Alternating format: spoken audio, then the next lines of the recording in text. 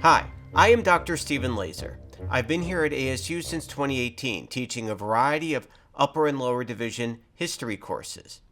Writing is one of the most important skills we develop practicing history. This and my other videos are meant to help you in that sphere. In this video, we are discussing something your teachers have likely bothered you about since middle school: passive voice. Student writing, frankly all academic writing, uses passive voice far too often. Passive voice is one of the main reasons I write wordy and overly vague in my feedback to student papers. But there's good news. Editing passive voice into active voice is one of the easiest ways to tighten up your prose.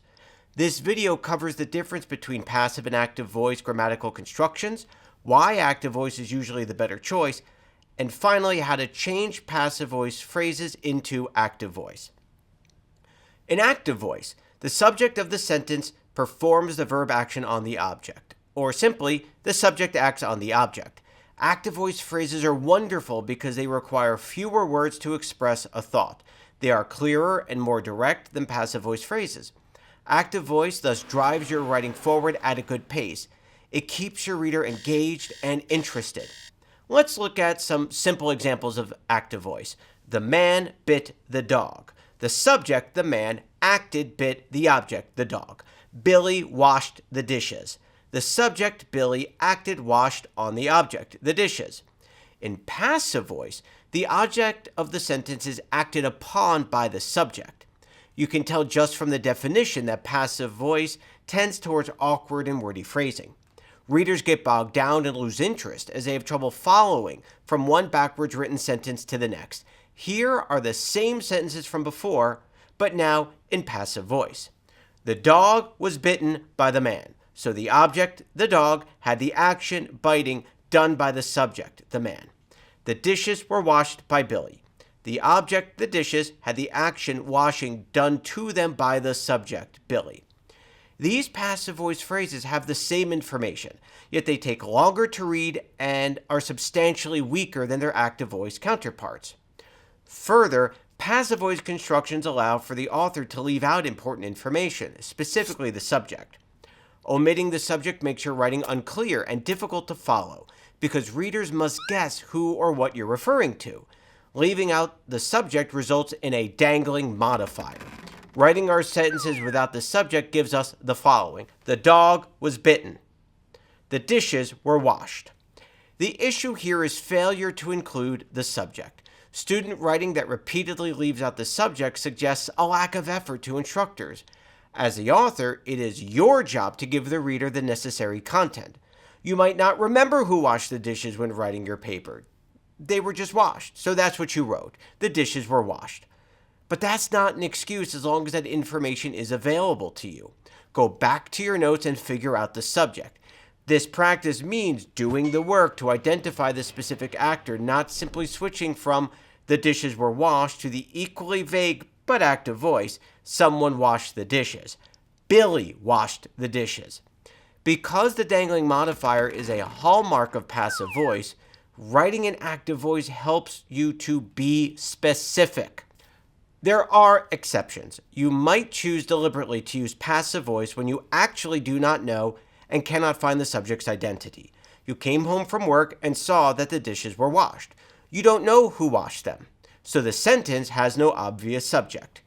In these cases, the construction includes only the object and the action verb. The dishes were washed. We often see this construction when people want to avoid responsibility or depersonalize an action. A house was robbed, or everyone's favorite, a mistake was made. In these cases, you also have the option of active voice with the vague subject. Someone washed the dishes. Another reason to opt for passive voice might be when your narrative focuses on the object and the subject is insignificant. For example, you have to take your dog to the vet to tend to its wounds. In this case, the man's participation is really not that important, so you tell the vet the dog was bitten by the man. The dog comes first because the dog, despite being the sentence's object, is what matters. However, the actual use of passive voice is far more common than these examples suggest. Now, if you're like me, someone who struggles with avoiding passive voice, keep in mind that passive voice is absolutely fine in a first draft, when we're just getting our thoughts out on the page. It's during the editing process that we address it.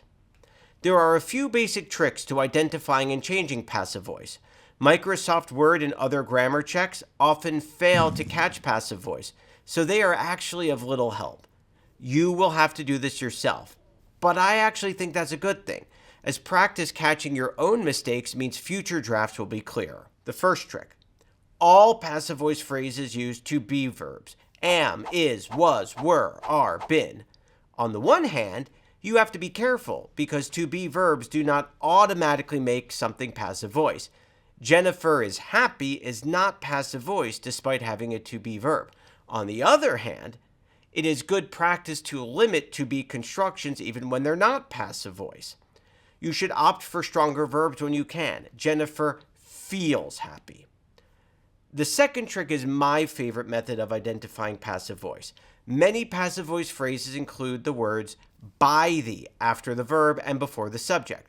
Both of our example sentences have by the phrasings, right? By the man and by Billy.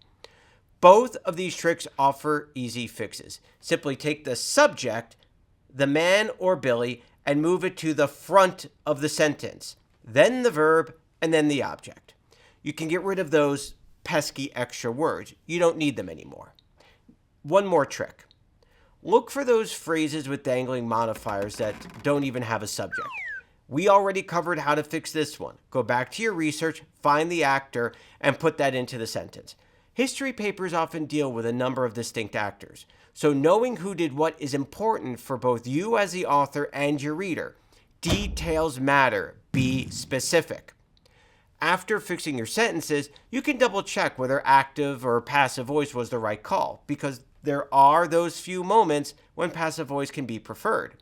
But I promise you that most of the time, active voice is better prose.